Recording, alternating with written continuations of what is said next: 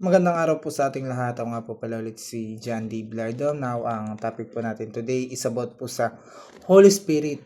So, ano po ba yung Holy Spirit? Sabi po rito, the Holy Spirit is the third person of the Trinity, fully God and always present. He is not a force or feelings, but a divine person who empowers, guides, convicts, and comforts. From creation to Pentecost, from regeneration to sanctification, the Spirit reveals God's active presence in the world, especially in the life of every believer. Without the Holy Spirit, the Christian life is impossible.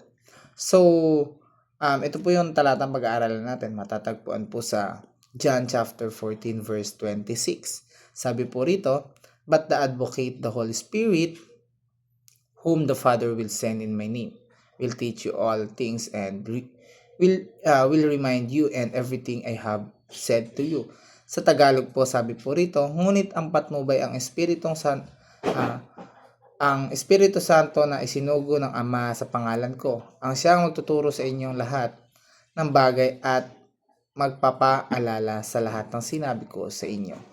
Now, ito po yung first teaching natin. Sabi po rito, the Holy Spirit is God's seal in us. So, ang presensya ng banal na Santong Espiritu sa ating buhay ay tanda na tayo ay tunay na pag-aari ng Diyos.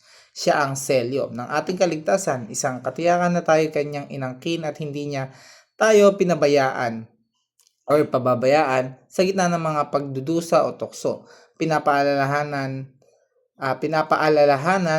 tayo ng Espiritu na ay anak ng Diyos, tinubos at inilaan para sa kanyang layunin.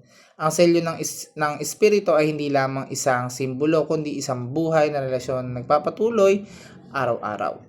And point number 2 po natin, or pangalawa nating katuruan, the Holy Spirit is God's voice in us. So, sa ingin ng mundo at sa dami ng boses ng ating maririnig dito sa mundo, ang banal na Espiritu ang tahimik ngunit malinaw na tinig na gumagabay sa ating katotohanan.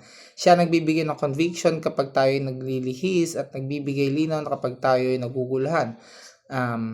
So, the Holy Spirit is God's voice in us. And point number 3 po natin, or huli natin katuruan, the Holy Spirit is God's power in us. Hindi natin kayang mamuhay ng banal o maglingkod ng tapat kung sarili lang nating lakas o sarili natin lang way.